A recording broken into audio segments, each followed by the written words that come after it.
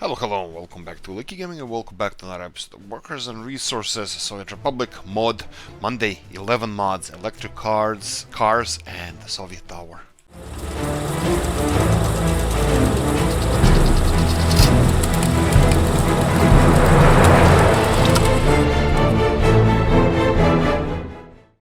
Right, let's get started. Disclaimer, there's a lot of wonderful mods, you should go and check them out. This is just my personal opinion on some mods that caught my eye. You should definitely go and check out. You will find over 4,300 mods there. Definitely gonna find something for yourself, so please go and check it out.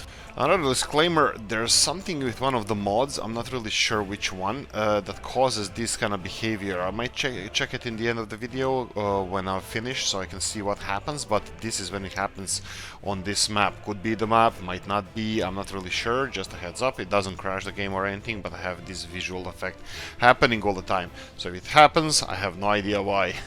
Right, let's get started. Mr. Benko 54 Soviet Tower. Soviet Tower height 208.3 meters, workers needed 290. Have fun. City Hall. It acts as a city hall, 290 people. The workers, I think it can't really be compared to the city hall that we have in the game, which is right here, because it requires so many workers. But for realism and other things like that, I usually use these big city halls that are overpriced. Now let's compare how it looks like. How does it compare price-wise? So we have Mr. Benko City Hall or accounting office here. So this is the vanilla one, and we have on the left-hand side the Soviet Tower. So it requires 7,551 work days, which is more or less 7 times more than the vanilla one. Concrete is again 7 times more. Gravel, it's more or less just double. Asphalt is again same as the gravel, just double. Steel, on the other hand, it's almost 10 times the requirement for steel, as well as bricks 9 to 10 times, and as well as boards. So it's 7 to 10 times more expensive to build this one than the vanilla one. Mr. Novu's electric car dealership. This is something I'm going to be presenting as well. We have electric cars, but a different type of electric cars with no requirements for batteries, and yes, they're connected to our trolleybus lines, which is really interesting. I'm really interested to see how this works. Behold, the latest and the greatest of the Soviet technology, dealership for selling electric cars. No batteries needed, no fuel costs, must be connected to overhead road wires. In the words of Nikita Khrushchev, Tesla, we will bury you. Added electric car parking, so we have an electric car parking over here, and of course dealership. And of course I'm going to be presenting one of the electric cars, but we're going to do that in just a second. So how does it compare to vanilla one? If we go to mods, all the way in the end we have electric car dealership and we have the vanilla car dealership. They should be more or less the same, except that the one on the left requires approximately 400 kilos more of electrical components, which is perfectly suited because requirements over overhead wires, so it's a little bit more expensive. Check the link in the description of the video to see better description of this mod. Okay, we have Volga G24 Electric. Now this is what I wanted to present. It's a new type of car. Mr. Novu has several of these kind of mods. I just presented the Volga one. These are the green ones on the right hand side. This is a totally different vehicle, but these ones with overhead wires, you have several of different types of these. You have Fiats, you have several, and I'm pretty sure they're gonna be more coming. It's a genius idea. I really like it. I really will see how it looks in real life when you put them down the roads in our cities, but this is something definitely to be on the lookout for. So if we go to our to the end of the line here, we have 1,671 rubles for this car. If we go and find Volga over here, that would be V24. It is a little bit cheaper than it for some reason. Oh, no internal combustion engine and stuff. So definitely it's comparable to the vanilla one. Check the link in the description of the video. FSO Polonez AE86 Initial D. Now this is just a mod that was recently put out by Sabro. Polonez AE86 painted to resemble Fujiwara Toyota Corolla AE86 from Initial D. That's a comic book series. I only use this this mod in order to present the Polonez, which was out before we started these mod Mondays, and this is quite iconic car. This is actually so iconic that that was my father's first car. Even in Balkans we had all old Polonez vehicles. Now you can find them in the mod section of your vehicles when you try to purchase them, all the way in the end. There are several of different types. Now choose your own, whichever you wish. I chose all of them because when you check the link in the description, if you want to subscribe to the FSO Polonez AE86 Initial D, which is one of these cars, you will also have to subscribe to Polonez Pack, which was out last year, but definitely worth it and one of my favorite cars. Have a lot of memories with those. Mr. Legend Gamer iron processing plant. Now this is something different. He also points out that this is not realistic building, that this is based on laws of physics, how it should work, but there's no realistic version of this building. The building is fictitious, the enrichment mechanism is fictional, but based on the real laws of physics. The building is part of a heavy engineer plan, but if you want to read more about it, please check the link of description in the video to find more details about this plant, and I have a feeling this might be the one that's causing this. Now this has absolutely perfect productivity, because next to perfect, it only weighs 3 tons of iron ore per 224 tons of iron ore in order to produce iron. This I actually did study physics, and it has some logic to it, but of course we don't have a real life version of this. Now how does it compare to the iron processing plant in the sphere of the amount of resources needed to construct one of these bad boys? Here we go. On the left hand side you have the productivity of the vanilla one, which is 225, and you get 105 tons of iron for this, so you get more than double iron compared to what iron ore goes in there. What about the cost? The cost is more or less quite similar. Am I missing something here? Yes, we are, because I am actually looking at the wrong thing over here. If we go for iron processing plant, or in this case I will go for mods and I will go for show all, we have here in the end right here. This one requires less steel, it requires more mechanical components, it does require half a ton of electrical components, it requires a lot of, well, decent amount of bricks and prefab panels. So I would say more or less, because it's a prefab building, it does require a similar amount of resources, much less steel. Actually, not that much less steel, it requires about half, a little bit more than half of the steel. So I believe it could be comparable in price or construction materials needed to construct it with a vanilla one, but check the description of the video for more details. As we continue in the sphere of something unrealistic, at least as far as I can understand it, we come to Induction coal/iron processing plant by Mr. Legend Gamer again. This is a weird looking buildings, actually set of buildings, with again extremely high productivity, as you can see. On the left hand side you have Żelezo, and on the right hand side you have Ugrol. So this is the coal processing plant and iron processing plant, and again they require extremely low amount of workers in order to function, and they boast with extreme productivity.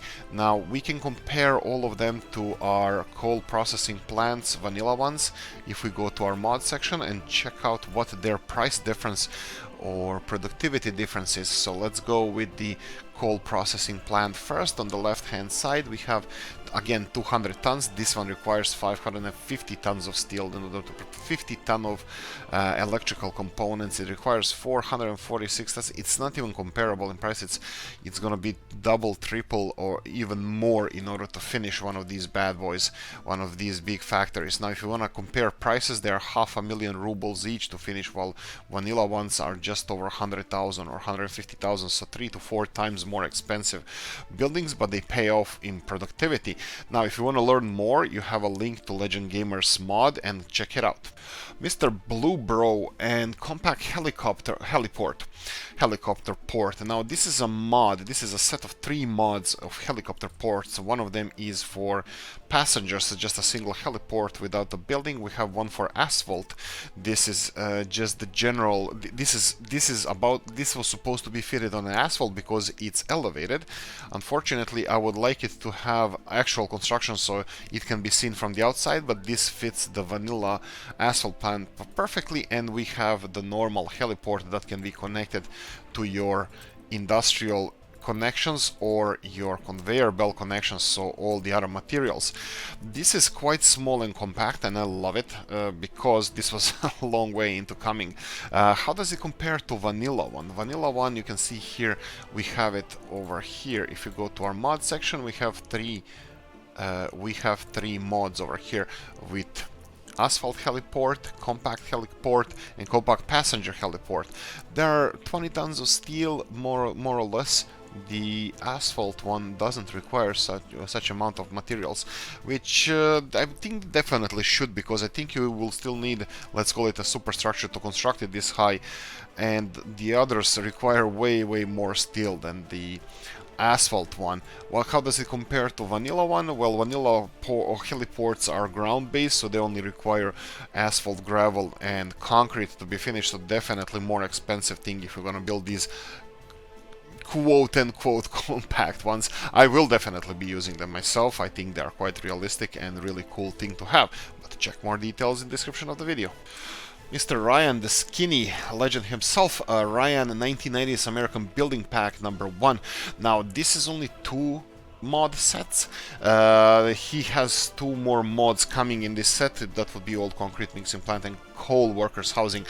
But this is a coal breaker, which is a coal processing plant, and a rural gas station made by Lex for this pack capable of servicing 2 vehicles, and it's meant to be built in line with your backwoods roads.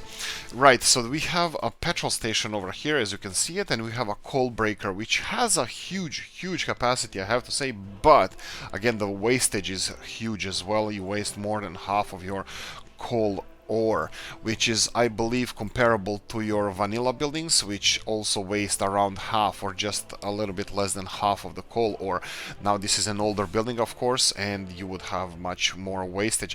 How does it compare price-wise? So we have a coal processing plant here, and let's check the mod version of it. So if we go to a coal processing plant here in the end that I have selected, this one requires 180 tons of concrete, which is half of the concrete required for the vanilla one. It requires 8,377 working days, which is twice the amount of the vanilla one. It requires infinite amount of boards, 500 tons of boards, which none for the vanilla one. Of course, requires bricks as well, mechanical components, it's way more. The only thing it requires less of is steel. Everything else it's way more. Now, if you try to buy this building, you can pay it for 191,000, where vanilla is just a little bit less than that, but definitely something I will be using in my old school series when I started. It's definitely beautiful. I can't wait for the rest of the pack, but I wanted to present this to you guys before it's done. Mr. Raytheon's Cool Series 2-02-30. Greetings, this mod contains yada yada, you're gonna see it for yourself. Now, this is extremely productive building. It has 30 teachers, 10 workers, and can accommodate 861 students. Now, in theory, this is possible because our classes usually took 30 kids or so per class, up to 40 kids. So technically it could be possible, but the amount of workers altogether is 40 to service this size school, so it could be a little bit unrealistic. Now, the building has 5 floors, ground floor and 4 floors, so it has a lot of classrooms, but I will leave it to you. This is for your bigger cities. The building is beautiful, classic Mr. Raytheon. And how does it compare to vanilla building in construction materials? So if we go here and see our Moscoviet building, let's see, compare it to the vanilla one. Construction wise, let's move the price so we can see the construction materials needed. It requires 2,299 workdays to finish, which is about 4 times more than the vanilla one. Concrete wise, it's a little bit more, gravel as well, asphalt the same, and then we come to bricks, where this building requires up to 5 to 6 times more bricks. and the same amount of boards, same amount more boards. Now it requires as well 3 to 4 times more steel to be constructed, so it's definitely more expensive than vanilla building, but definitely worth it because of the capacity. Check out the link in the description of the video.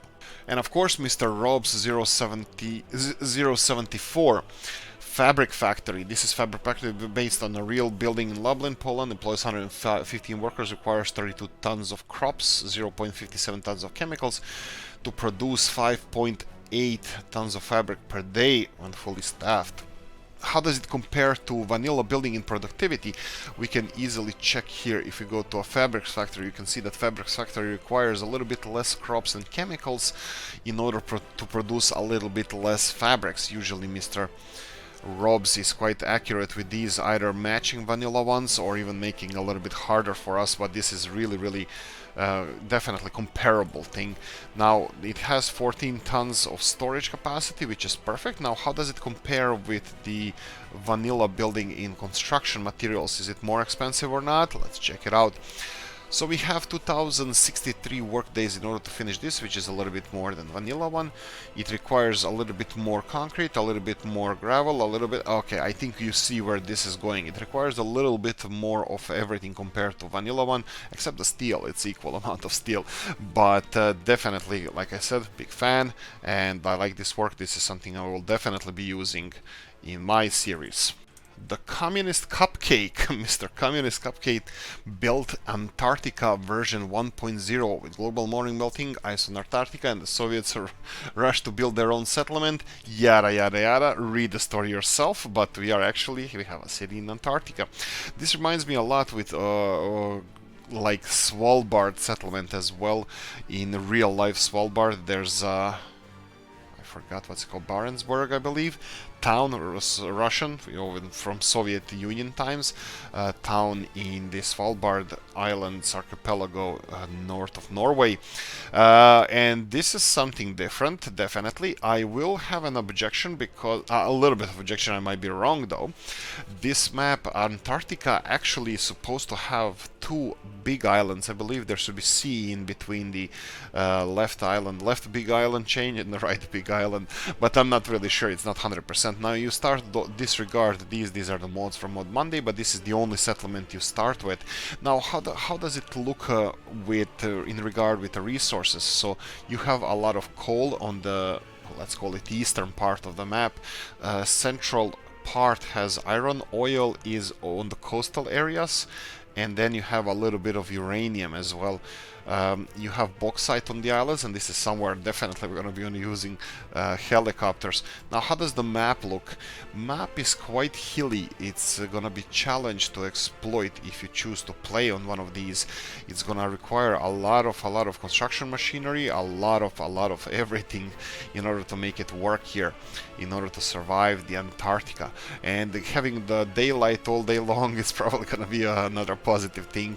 Well, at least for half of your gameplay, and then half of it dark, as Antarctica gets 6 months. Well, parts of Antarctica get 6 months of darkness, 6 months of sun, never-ending sun.